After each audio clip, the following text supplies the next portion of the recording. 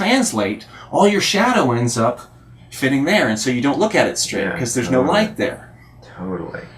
Right? So that's identity. And then there's a point where you say, wait a minute, the way I'm thinking about reality. Right. Sometimes the way I think about it leads to really great choices. Sometimes it leads to bad choices. How come? What is it about the way I'm looking at reality that gives me reality? And that is coming to terms with terms. Yes. Right? First we come to terms with reality. Yes. Then we come to terms with terms. Yeah. Yes. And that's identification. That's the realm of identification. We're now looking at the terms. Now, what are we looking at about the terms? Their identity, as best we can. And when you run that cycle a bunch of times, where you're coming to terms with terms, then you come to terms here. And then but I can also come to terms, I can look at that over here. It is a pen, yes. It's not a fish. It's a pen. It's plastic, it's not metal. Different perspective, same thing. It's black, it's not red. Different perspective, same thing. This is triangulation. Noticing differences. The more dimensions I take on this, the more I really know what it is. For example, if I said this is a cylinder, it's true, but it's not essential. Right. What's essential is that it's a pen. Right? For the purposes of writing. But if the purposes were that I needed to fill a hole, the fact that it's a cylinder would be important. The perspective we take determines what it is and what its value is. We interpret what it is and what it means. That process is identification. And then we start to go, wait a minute, who is it? What's the nature of the it that's doing the identifying?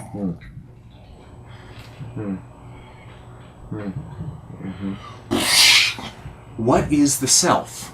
What is the mind? What is human being? What is this thing? What is its nature?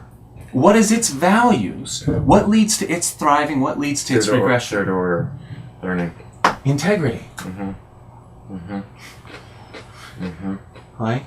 What is the self? What is the integrity of the self? What is it that leads to thriving? What is it that leads to slippage, retreat, recidivism? A constant and integrity as a constant refinement and honement. Yes, because just the more you know about this object, the more you can interact with it appropriately. The more you understand the self, right? And then you go, wait a minute, what's that? How does that self relate to you?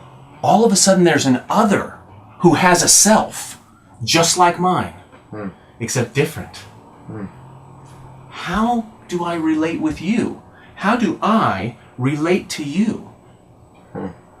How do I honor my nature, right? Because if I don't honor my nature, I'm going to fall apart.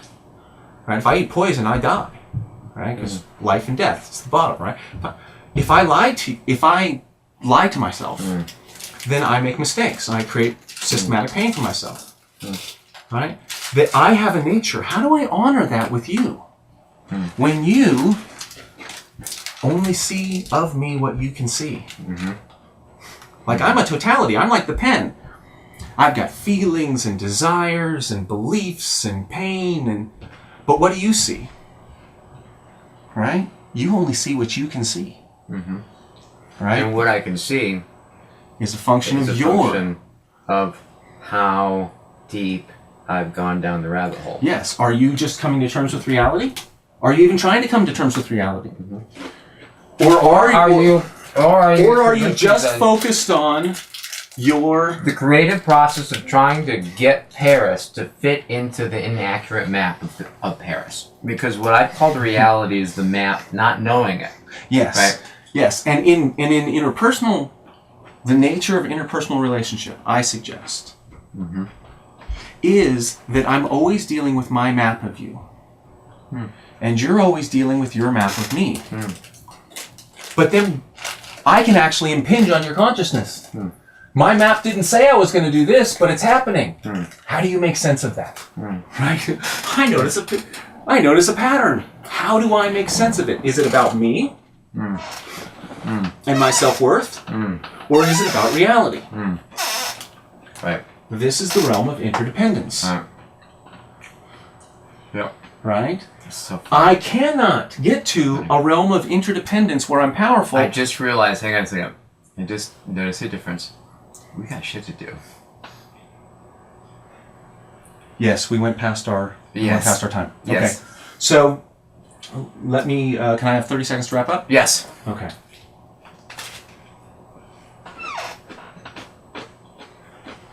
I want you to have 3 hours wrap up. Yes.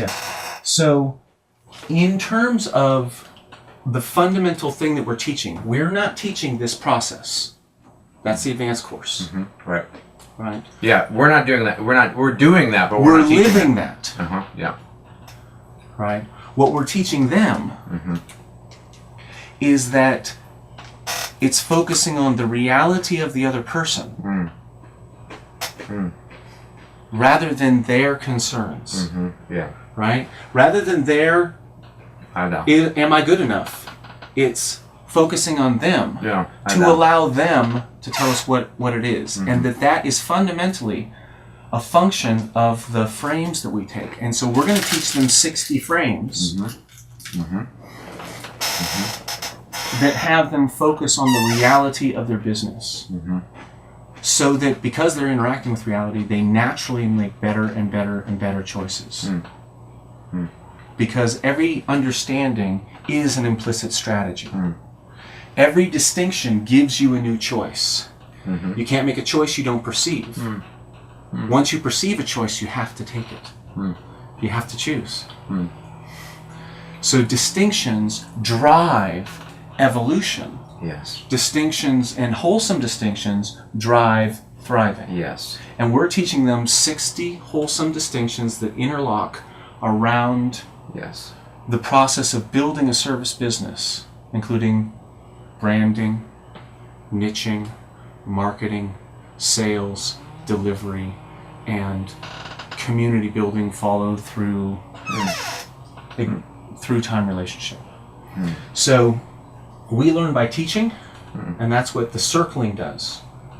Yes. We get into how they're relating to their reality. What are the stories they're using? What are the terms they're using? And then we provide them with an identification. And there's an implicit set of identity, interdependence, and ingenuity, the kind of creativity that comes when we both have this trust. We create something that's beyond each of us, and that's the ingenuity. Right? So we're moving them through this process implicitly. That was more than 30 seconds. That's great.